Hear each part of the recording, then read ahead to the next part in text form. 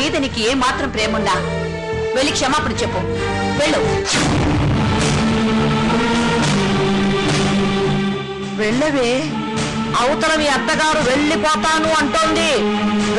వెళ్ళి క్షమాపణ చెప్పు. నువ్వు మీ అత్తగారి కాళ్ళు పట్టుకుంటే నీ పరువు ఆవిడ కాళ్ళ దగ్గరే పోతుంది. కానీ ఆవిడ వెళ్ళిపోతే ఊరందరి ముందు మీ నాన్నగారి పరువు పోతుంది. పరువు పోతే గుండె ఆగి చస్తాడే మీ నాన్న. రామ్మా.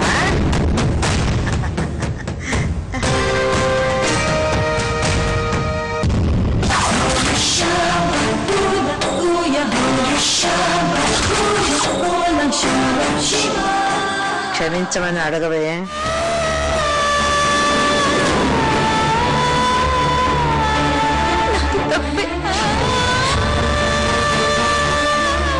ఇంకెప్పుడు నీ మాటకి ఎదురు చెప్పను.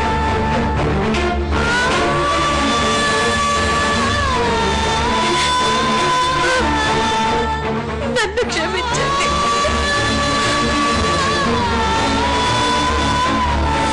నేను లంగా ఓణినే వేసుకుంటాను.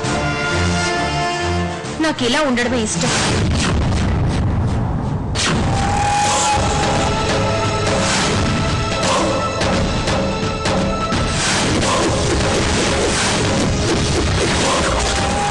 రాధిక తన తప్పు ఒప్పుకుంది కదా, జరిగింది ఏది నువ్వు మనసులో పెట్టుకోకుండా దాన్ని క్షమించేసేయమ్మా.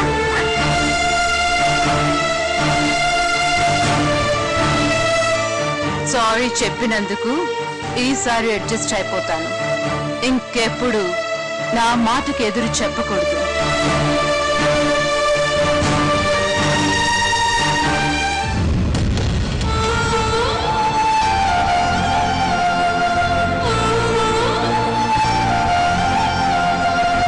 మీరు ఎలా పెడతారో నాకు తెలియదు. మా రాధిక చేతికి గోరంటాకు మాత్రం ఎర్రగా పండాలి.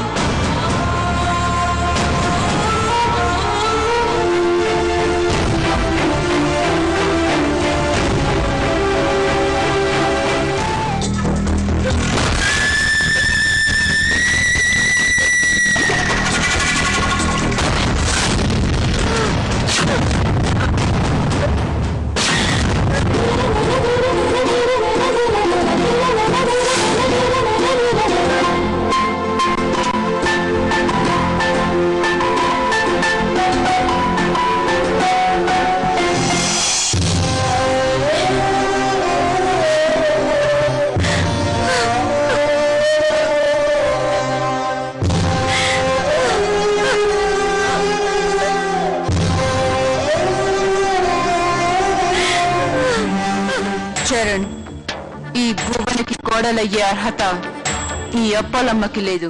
నీ కొడుకు ఇష్టపడ్డాడంటే ఏ అప్పలమ్మకైనా నీ కోడలయ్యే అర్హత ఉంది మా. అసలు రాధికలో నేను కావాలనుకున్న క్వాలిటీ ఒక్కటి లేదు. రాధిక వాళ్ళ ఇంట్లో గొడవ పడి వచ్చావమ్మా? అంటే నీకు అక్కడ ఏమైనా ఇన్సల్ట్ జరిగిందేమోనని. పెద్ద ఇన్సల్టే జరిగిందిరా. నేనెంత చెప్పినా మీరు నా మాట విన్నారా? అసలు ఆ అమ్మాయికి మన ఫ్యామిలీకి కోడలిగా కాదు, పని మనిషి అయ్యే అర్హత కూడా లేదు. ఏదో నువ్వు ఇష్టపడ్డావన్న ఒకే ఒక్క కారణంతోనే యాక్సెప్ట్ చేశాను. నా కోడలని మెంటల్ గా ప్రిపేర్ అయ్యాను. ఇప్పుడు ఏం జరిగింది మా? ఎందుకంత వరి అవుతున్నావు? ఓకే చెప్పు, ఏం జరిగింది? ఇంకా ఏం జరగాలరా? గోరింటాకు పెట్టుకోవడానికి రమ్మంటే రాలేదు. వాళ్ళ ఇంట్లో వాళ్ళు కన్విన్స్ చేస్తే అప్పుడు వచ్చింది. అసలు కాబోయే అత్తగారి ముందు కోడలి ప్రవర్తన ఎలా ఉండాలి? ఇప్పటికైనా మించిపోయింది లేదు. ఈ పెళ్లి క్యాన్సిల్ చేద్దాం.